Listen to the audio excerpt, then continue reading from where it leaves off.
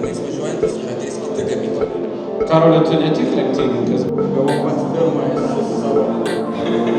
Jūs dviese su savo draugeliu tvarkat.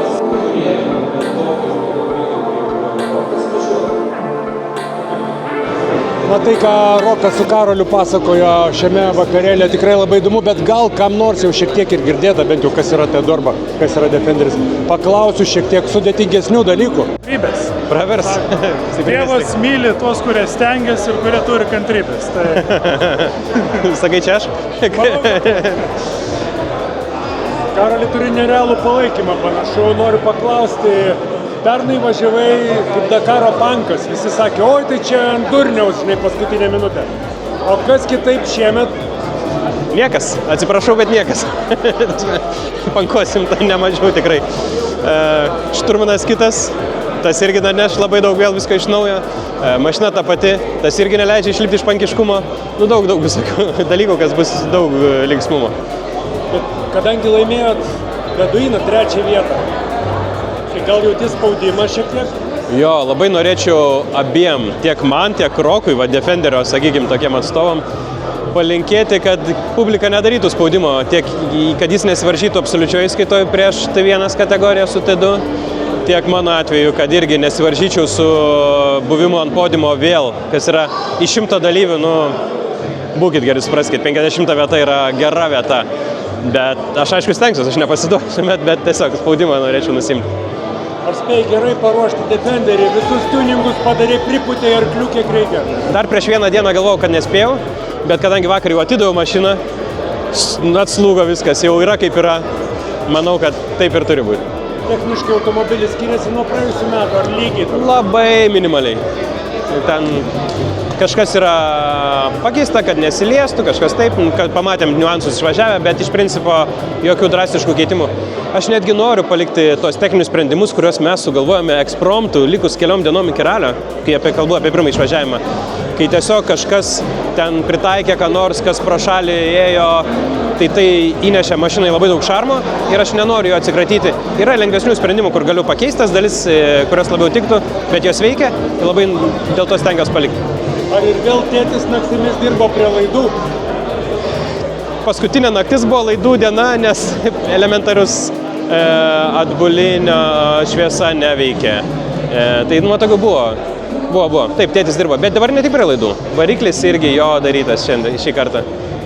Mėgi dabar ramiai? Ar mėgi? Tai vat šiąnakt mėgoju. Ateinančią naktį mažai mėgosiu, nes skrendu į Barceloną pasitikti savo Land Roverio, kuris atkeliavo ten, praeidinėsiu administracinę ir techninę komisiją. Ir beje, ne tik savo, ir medijos Defenderio. Tai labai smagu bus.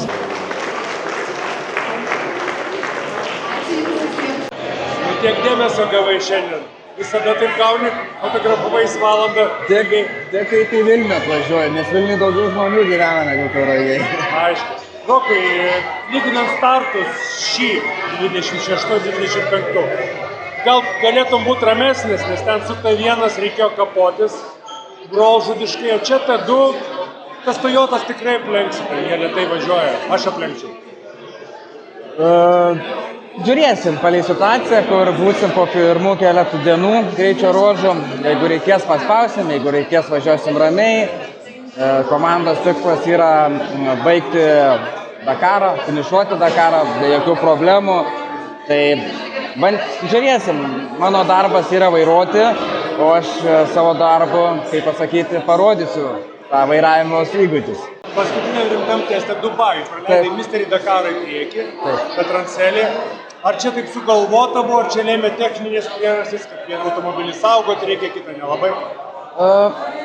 Nebuvo taip, kad komandos aš pasakė, kad aš turiu būti antras, bet aš važiavau su savo naujoju automobiliu, kur aš jau startuosiu Dakare, o Stefanas Petrancelis važiavo su prototipinė mašina, kur mes testavomėsi, bet tos dvi vienodos tos mašinos yra.